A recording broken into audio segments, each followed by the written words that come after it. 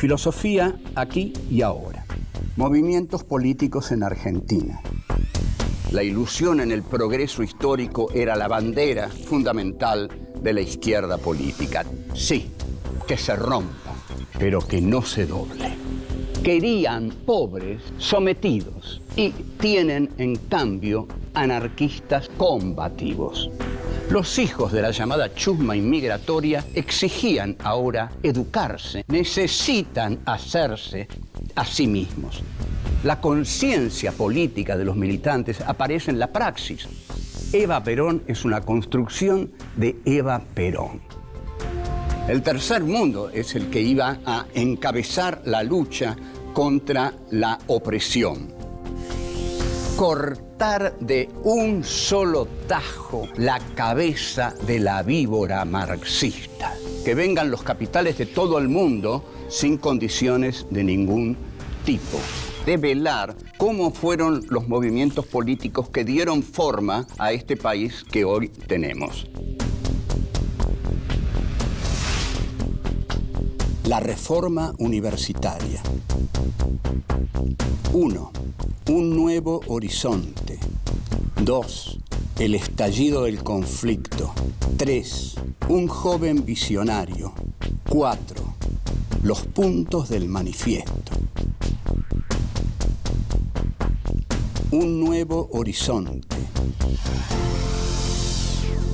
Vamos a hablar de la reforma universitaria de 1918 que estalla, porque es realmente un estallido de juventud, un estallido estudiantil, un estallido intelectual, estalla en 1918.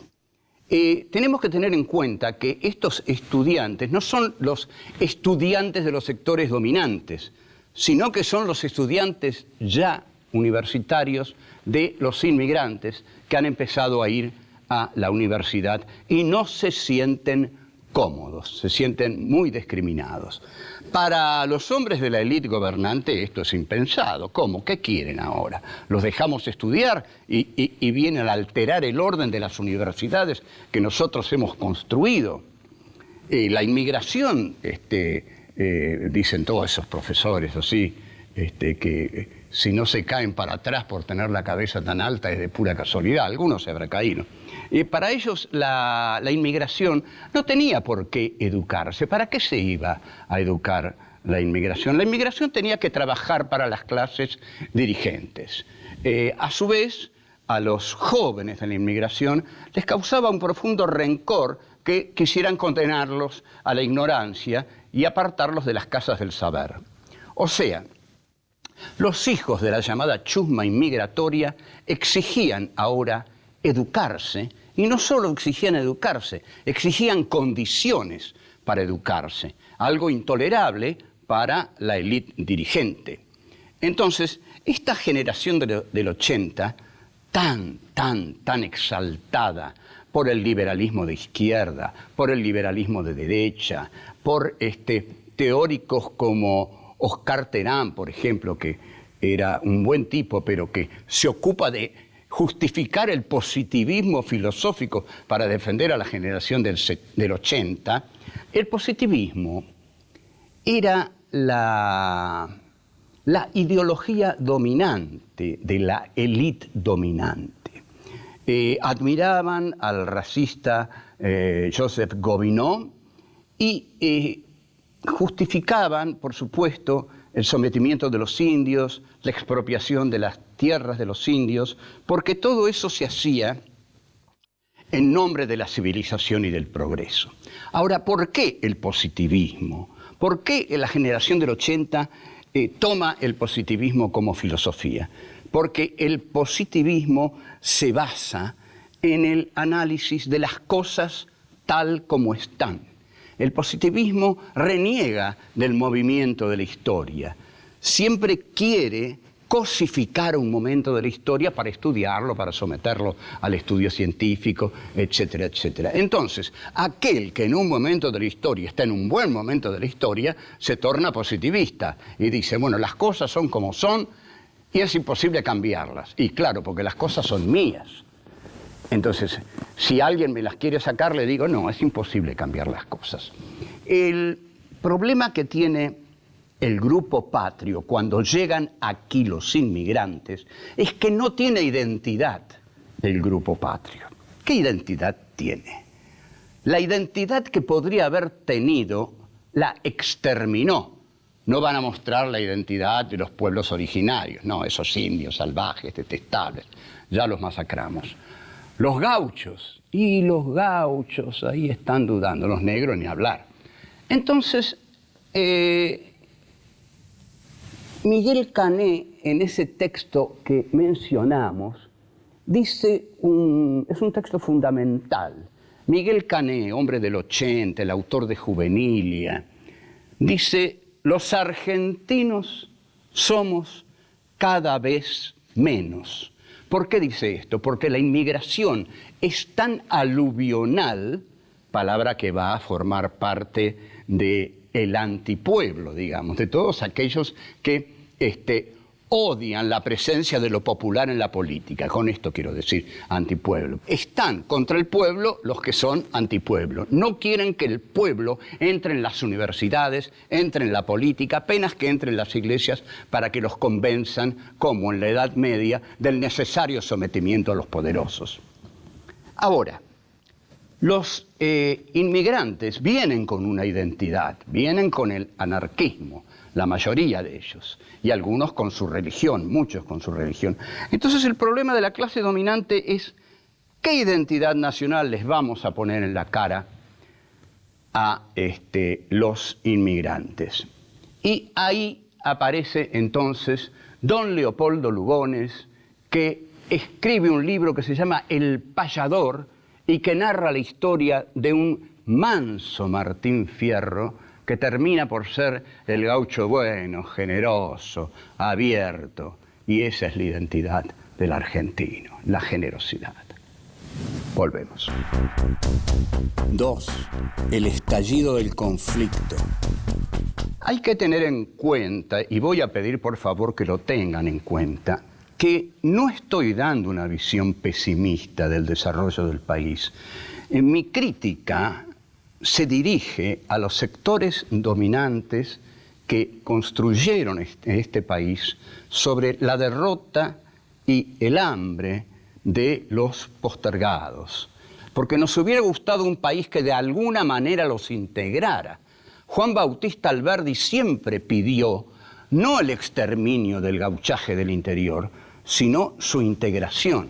Y llegó a plantear que el gran problema de la Argentina era la unión de la democracia ilustrada y de la democracia bárbara. El primer gobierno de Perón vino a favorecer a estos sectores postergados. Bueno, es en nombre de estos sectores postergados que nosotros enfocamos la historia. No es que no creamos que entre los que pertenecen al círculo de las clases altas no haya habido muy buena gente que eligió el destino de las víctimas. Eso es absolutamente cierto. Pero la mayoría de los hombres de las clases altas fueron parasitarios en lo económico, racistas y asesinos en lo militar. Es contra esos argentinos que nosotros tenemos una visión muy pesimista del país que hicieron y desde aquí, por ahora, los vamos a condenar. La reforma universitaria en Córdoba fue uno de esos movimientos que no le gustan a las clases que dominaron y dominan la Argentina. Estalla en Córdoba, la llamada Córdoba la Católica. Sarmiento, en el Facundo, con una prosa magistral, ya ven cuánto lo quiero a Sarmiento, con el cual no coincido en muchas cosas, pero lo admiro porque era un gran escritor nacional. Sarmiento escribe en el Facundo, Córdoba es un claustro encerrado entre barrancas. Un claustro encerrado entre barrancas. Córdoba la monacal, Córdoba la de la tradición eclesiástica más rancia que de la Argentina, es sin embargo la que el lugar en el cual estalla esta reforma universitaria que expresa las ambiciones de los inmigrantes. Córdoba tenía una antigua universidad fundada por los jesuitas en la colonia. Bueno, esta antigua universidad, que tenía costumbres religiosas que desagradaban a los jóvenes de los nuevos tiempos, siempre es un poco así. Los jóvenes de los nuevos tiempos quieren algo nuevo. No pueden vivir de lo viejo, de lo que sirvió para generaciones anteriores. Tienen que inventar lo que sirve para ellos. Los inmigrantes que ahora se estaban culturalizando, gran peligro para la élite dominante, querían una universidad a su medida, que los contuviera, una universidad democrática. La élite no podía decirles la verdad. La verdad de la élite dominante era: ustedes vinieron aquí a trabajar, nosotros somos superiores a ustedes, trabajen y nada más, este país es nuestro, ha sido nuestro y será nuestro, así que nada, nada, nada de huelgas ni reformas. Entonces, frente a esto, frente a esta actitud, se formaron centros de estudiantes, desde los comienzos ya del siglo XX. Y hay centros de estudiantes en Tucumán, Córdoba, Buenos Aires, La Plata. Todo esto es peligroso porque la cultura es realmente peligrosa para los sectores dirigentes, porque la cultura da un horizonte de superación del dolor actual hacia el futuro, donde este dolor actual ya no tendrá sentido porque habrá sido eliminado. Entonces, la Universidad de Córdoba, los alumnos de esa universidad, no pueden tolerar que se suprima el Hospital de Clínicas, donde justamente el dolor se atenúa o se cura. Entonces, ahí es donde se activa la militancia estudiantil. Deciden ir a ver a las autoridades para peticionar que se revise esa decisión de suprimir el Hospital de Clínicas, quitárselo a la universidad. El caso es que el 31 de marzo de 1918 los estudiantes de Córdoba declaran una huelga general. La universidad no la toman ellos, le piden la intervención al gobierno nacional a cuyo frente estaba Irigoyen. Luego del arreglo con Luis Sáenz Peña, Irigoyen consigue el voto para todos, menos para las mujeres, ya sabemos que lo consiguió Evita eso, y en el gobierno estaba Irigoyen. Se suponía que Irigoyen era un hombre abierto a estas causas, porque eran fundamentalmente los radicales, los jóvenes que se habían integrado a la cultura y que estaban peticionando estos derechos. Irigoyen, o distraído o equivocado, los buenos quieren creer siempre que era un hombre muy distraído, otros dicen que era un hombre equivocado, pone a José Nicolás Matienzo.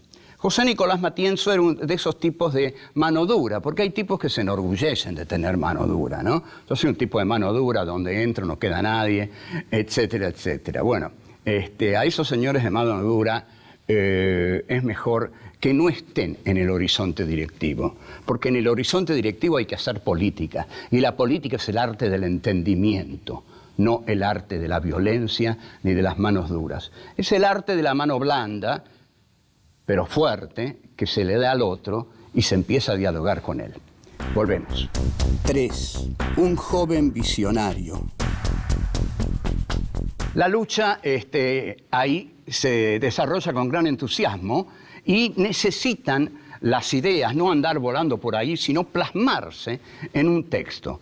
Así, el 7 de junio de 1918, publican los jóvenes levantiscos en la Gaceta Universitaria el Manifiesto Liminar. Este Manifiesto Liminar es redactado por el héroe de la Reforma Universitaria de 1918, cuyo nombre es Deodoro Roca. es un héroe que no debe ser patrimonio de los radicales, sino que debe ser patrimonio de la Argentina, porque fue un tipo brillante que realmente se la jugó y que dejó dichas algunas cosas muy valiosas. Deodoro Roca fue el dirigente del movimiento universitario reformista cordobés, un hombre que salió del verdadero caldo de cultivo de los hechos.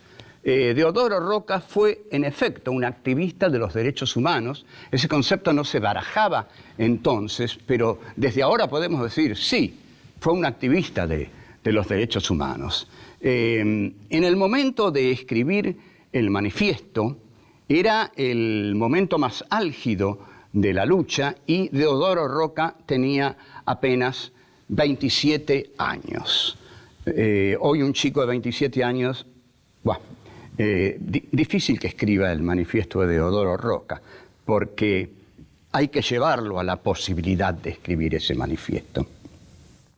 No se puede seguir retrocediendo en la educación, pero eso pasa en todas partes del mundo. Hoy un pibe de 27 años, observen, un tipo de 27 años difícil que escriba lo que escribió Deodoro Roca. Deodoro sigue luchando por las causas en las que se comprometió y en las que compromete a los suyos, porque cuando uno se compromete, compromete a los que lo rodean.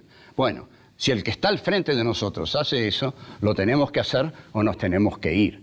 Los que se quedan acompañan al líder, cuyo liderazgo se basa siempre en su compromiso personal. Se forma un comité pro presos y exiliados de América, un comité pro paz y libertad de América y la Liga Argentina por los Derechos del Hombre. O sea, como vemos, los hombres de la reforma universitaria de 1918 son muy creativos en cuanto a la formación de entes universitarios orgánicos en los cuales se vayan ubicando y conglomerando los distintos militantes. Deodoro Roca vive en Córdoba, como dijimos, en la calle Rivera Indarte, y en la calle Rivera Indarte se forma una especie de salón literario al estilo del de Marcos Sastre, pero con un lustre más popular, porque ya no eran Echeverría, Alberti, Marcos Paz, Juan María Gutiérrez. Son, como dije, los hijos de los inmigrantes que quieren educarse en libertad. Entonces estos son los centros progresistas más importantes de la cultura argentina. El fundador de la filial en Córdoba de la Unión Latinoamericana castiga al imperialismo desde distintas actividades políticas, o sea que la reforma estudiantil también se transforma, se da cuerpo, se da unidad, densidad, con una política antiimperialista. Trasciende no solo su lugar, el de Córdoba, se extiende al lugar nacional, a la Argentina, y se extiende a América Latina. Elogia y se suma a la revolución bolchevique de Lenin y León Trotsky, y luego cuestiona a Joseph Stalin desde sus revistas Flecha y Las Comunas. O sea que ya la reforma universitaria cordobesa ve claramente que con Stalin van a cambiar las cosas en la Unión Soviética y va a haber una, degeneración del concepto del socialismo que ellos imaginan. La gente de la reforma del 18 hace de todo. Encabeza campañas en defensa de la Revolución Española, contra el fascismo, se solidarizan con Sandini, con Sacco y Vanzetti y defiende a los presos políticos. Todo esto los lleva a tener una visión universalista de la política, o sea que no es una mera, un mero reclamo universitario, es una visión, es un concepto ideológico universalista del estado del mundo y de la política. La figura más transparente de este movimiento es, en efecto, Deodoro Roca, que es también una de las figuras más transparentes de la historia argentina.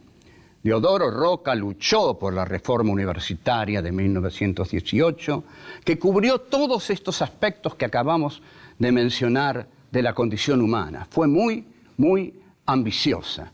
Ahora, tenemos que ver si no ocurrió que el que mucho abarca, poco aprieta, pero ellos quisieron abarcar mucho porque eran muy jóvenes, porque a los 27, 28 años se quiere abarcarlo todo. Volvemos. 4. Los puntos del manifiesto. En el manifiesto liminar, Deodoro Roca piensa que las universidades han sido el refugio tradicional de los mediocres. ¿Por qué de los mediocres? Porque a las universidades iban únicamente los hijos de los sectores dominantes, ¿no? Los hijos de los sectores, digamos, elegantes, oligárquicos, y los hijos de los poseedores. Los hijos de los no poseedores tuvieron que ganarse el derecho a ir a la universidad, pero los hijos de los poseedores, los hijos de los sectores dominantes, no estudiaban en la universidad. Sí, total, ellos ya lo tenían todo. Y algunos, en todo caso, estudiaban en Europa, pero no tenían el hambre de luchar por el conocimiento, porque los jóvenes que hicieron la reforma universitaria sabían que el conocimiento es poder. Conocer es poder, educarse es poder. Todo eso les iba a dar poder en una sociedad que los detestaba. Entonces declaran anacrónicos todos los regímenes universitarios porque ellos tienen los propios para poner en las carreras. Y más aún, proponen que los estudiantes sean los que elijan a sus maestros y directores. Y más aún, exigen el reconocimiento del derecho de exteriorizar su pensamiento en los cuerpos universitarios. Digamos que estos jóvenes pedían muchas cosas, no sabían que se enfrentaban a una clase social muy avara en conceder derechos y muy castigadora en exigir deberes. La reforma, como dijimos, tiene una visión latinoamericana e invita a todos los países del resto de América a sumarse a esta lucha de libertad. Así la conciben. La lucha por el conocimiento es la lucha por la libertad del sujeto. Esta clase inmigratoria exige estudiar en una universidad más justa, ante todo, no contaminada de catolicismo arcaico.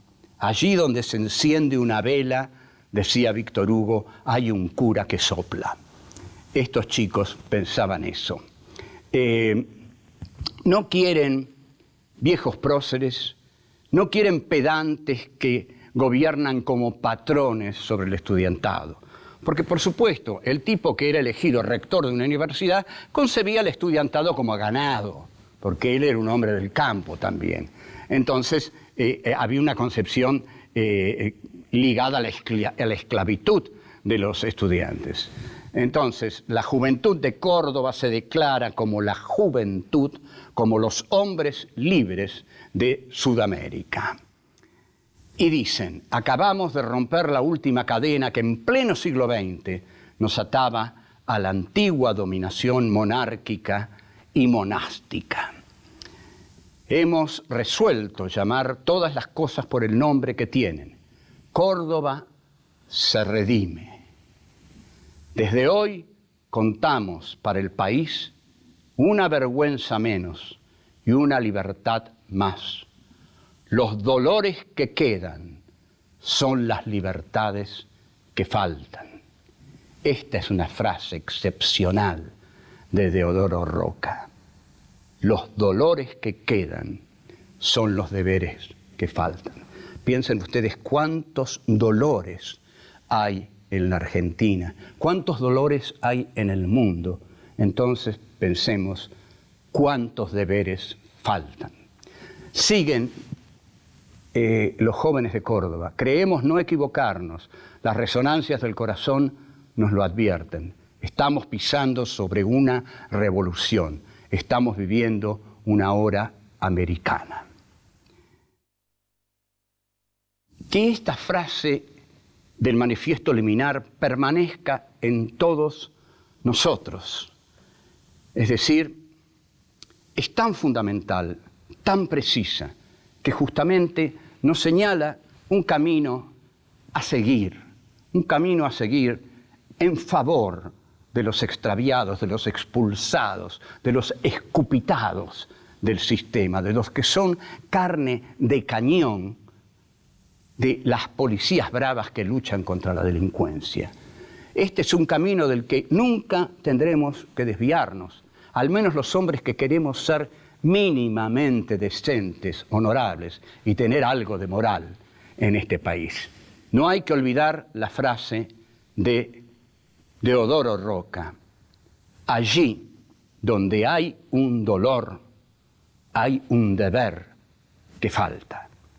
La conclusión de la reforma universitaria de 1918 en Córdoba es que fue un gran movimiento democrático y de libertad. Después, haya venido lo que haya venido, eso no fue destruido nunca. Siempre nos debemos referir a ese acto profundo de libertad que un estudiantado ambicioso, joven y deseoso de ser reconocido por este país tan